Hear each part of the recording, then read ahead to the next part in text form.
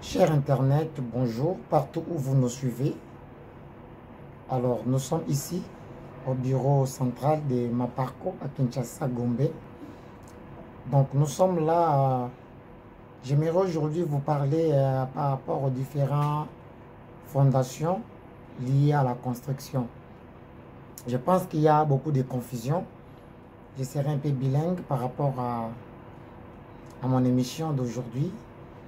Donc, il y a des malentendus, il y a des incompréhensions liées à la construction, il y a les perturbations par rapport aux attentes, par rapport à la compréhension de d'autres maîtres d'ouvrage par rapport à la construction. Alors, les maîtres d'œuvre, ils peuvent aussi être imposés par rapport à maître d'ouvrage. Tout ça dépend de la compréhension. Donc, voilà. Alors, à ce qui nous concerne, j'aimerais que les maîtres d'ouvrage, d'où les clients, doivent avoir une certaine connaissance sur la construction pour lui permettre de laisser le maître d'œuvre ou l'ingénieur ou une entreprise de construction à l'aise pour faire une construction aux besoins correspondants tout en respectant les normes. Ça, c'est une cause majeure. Alors, il y a un problème lié à la construction. Il y a beaucoup de clients qui pensent que pour construire une maison, il faut nécessairement avoir une fondation en moellon. Donc ça, c'est la compréhension courante. C'est la compréhension d'un grand nombre de clients. Dans les 75 clients qui veulent comme ça. C'est par rapport à la compréhension, par rapport aux ses attentes. Donc voilà. Or, il y a plusieurs multiples fondations. Il y a plusieurs formes de fondation. Tout dépend de la nature du sol. Donc voilà. Fondation, ils doivent dépendre de la nature et du sol. Cela veut dire que le maître d'œuvre, c'est lui qui va faire son étude par rapport aux réalités de votre terrain, de votre sol donné. Sur base de ça, lui va faire une étude par rapport à l'ouvrage qu'on va mettre sur place. Cela veut dire que dans une maison, on va construire un bâtiment, par exemple, de R+1, R+6, R+10. Ce n'est pas la même façon qu'une maison en plein pied ou une maison duplex. Donc, vous comprenez, ça, c'est une cause nationale, c'est une cause majeure. C'est par rapport à ça, il faut qu'il y ait une étude appropriée. Cela veut dire que et puis à la fondation, il y a moins long. Tout comme la fondation est en bloc plein bien sûr. À côté une fondation sur pied, à côté une fondation en londrine, c'est-à-dire une fondation en béton armé. Donc voilà, il y a plusieurs types de fondations, tout dépend des réalités du sol et la charge donnée, c'est-à-dire la charge qu'on va mettre sur cette sol-là. Et sur base de ça, on va étudier. Parce que quand il y a mais il y a beaucoup de fondations en moellon qui se fissurent. Vous n'avez pas l'idée. De fondations en moellon, vous n'avez pas l'idée. Donc voilà. Mais bien que c'est là qu'il y a moellon, comment? Parce que l'étude a été mal faite. Je pense que je me fais comprendre. Donc l'étude a été mal faite. Et c'est ainsi que les fondations en moellon, mais ils se fissurent, il y a des murs par lesquels il y a des fondations en moellon, mais qui peut venir avec ses propres mains à Simbi moellon, pas béni de moellon et l'ongoué. Vous comprenez?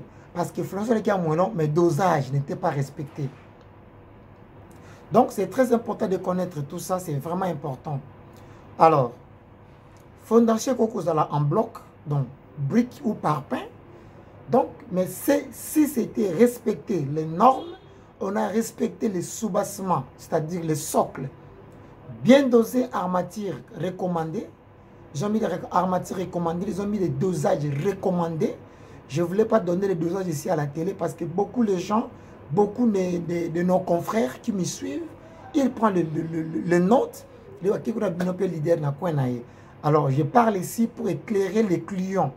Les clients, éclairer les préoccupations, La question pertinente, le numéro est affiché, dans le détail, nous avons besoin pour lui permettre à ce que base bien quitter na ouvrage donc voilà, merci na makine bele ba ko benga biso pour demander les conseils, pour demander les orientations.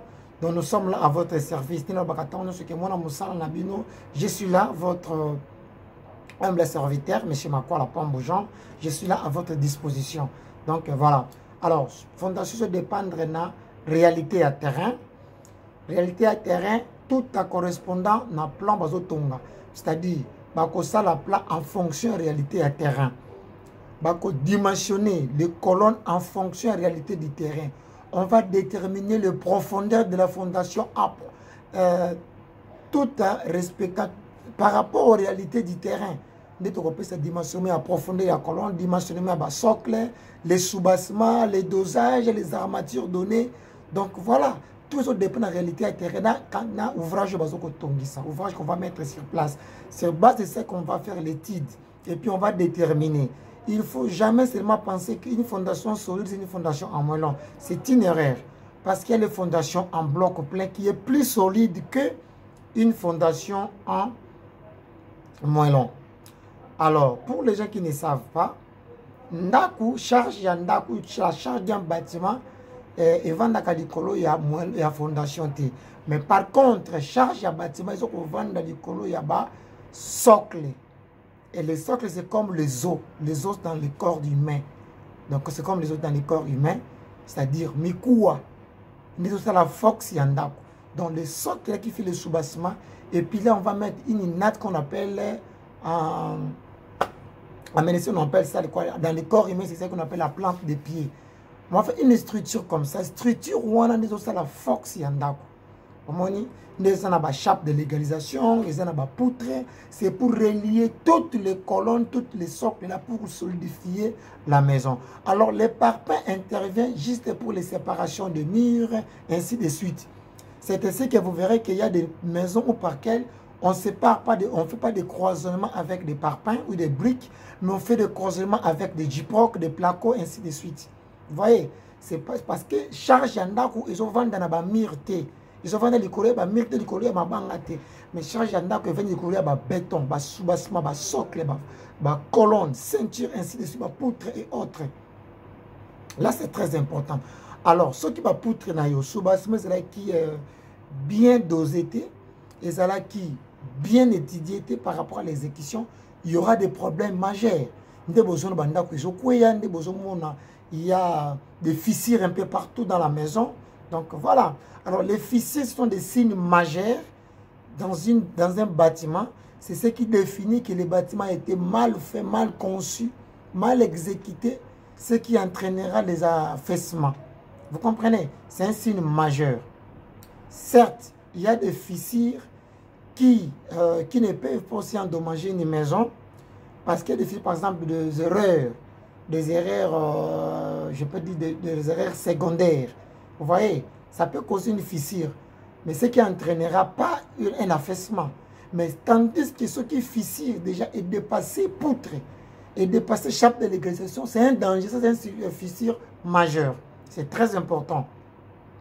Alors, nous sommes là à votre disposition pour toutes vos préoccupations. Nous sommes là. Alors, j'aimerais vous expliquer aussi à ce qui concerne la disposition de la maison.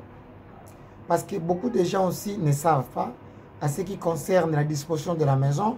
Pour moi, on a des commissions qui nous appellent, qui nous disent que non, voilà, d'ailleurs, moi j'ai mon plan, allez seulement prendre mon plan, va exécuter dans ma parcelle, ainsi de suite. Je vous dirais que c'est une grosse erreur parce que les plans d'une maison doivent être élaborés avant d'élaborer un plan, un projet d'un projet. C'est-à-dire, en premier lieu, il faut d'abord faire une expertise sur le lieu. Pourquoi faire une expertise? Cette expertise-là va nous permettre à connaître d'abord la réalité de votre sol, définir les profondeurs de la fondation, des socles, ainsi de suite. Définir aussi, ça c'est faux, dire, notez bien, définir aussi la disposition de la maison ou d'un bâtiment. on va définir, on va disposer ces bâtiments par rapport à la disposition aussi du soleil. Parce qu'il faut retenir que les rayons soleil est très important pour un bâtiment. Très important pour la maison. C'est les rayons soleil qui fera que pour éviter l'humidité, pour éviter les champignons dans la maison. Parce que les champignons vont causer beaucoup de maladies humaines qui peuvent endommager la vie d'une personne.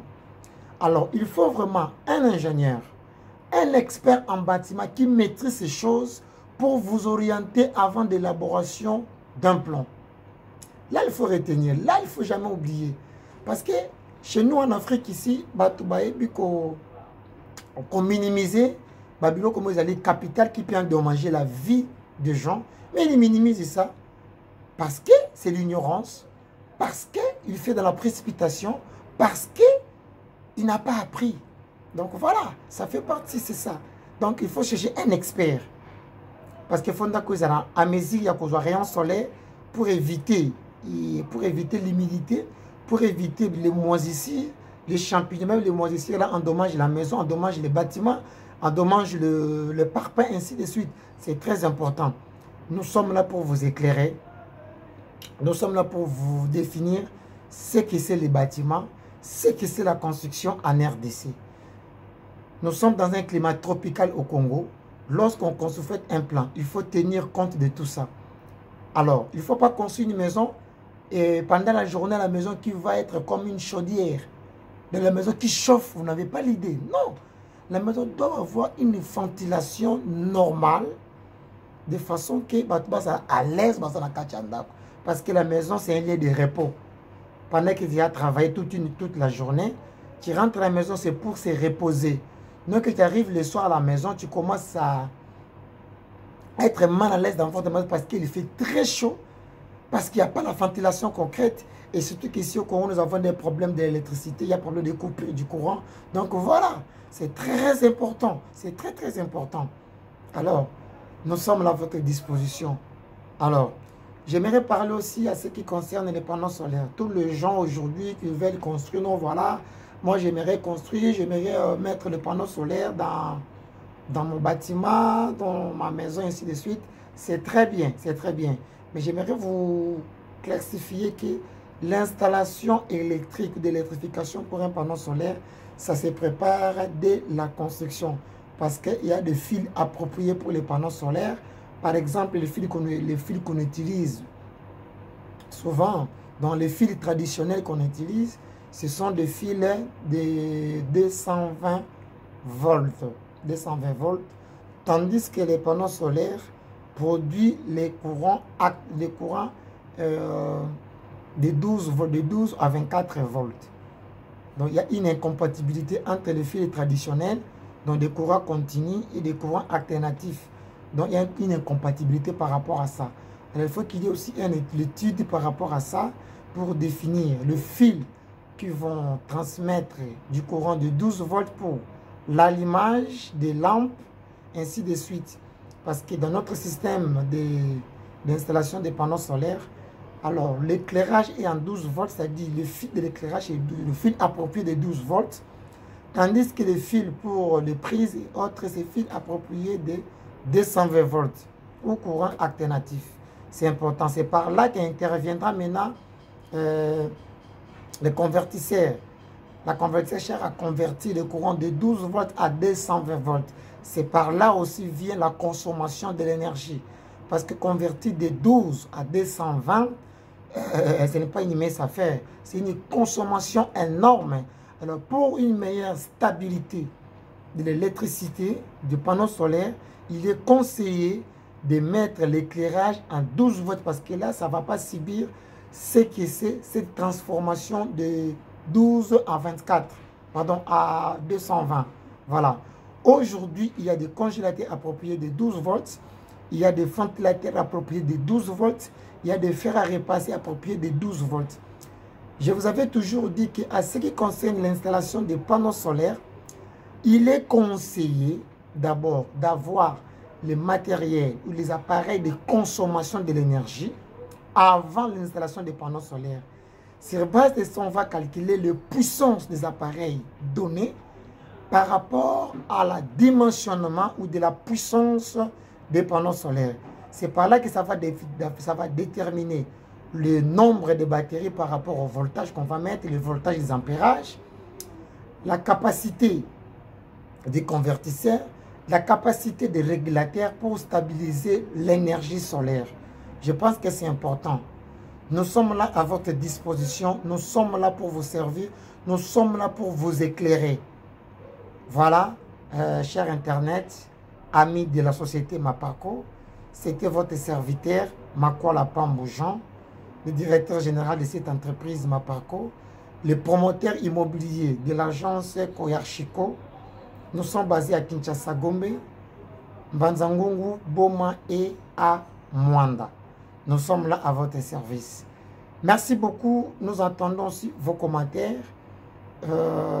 Veuillez écrire vos suggestions, vos attentes par rapport à notre service, car nous sommes là pour vous servir. Merci beaucoup. Très prochainement. Bye bye.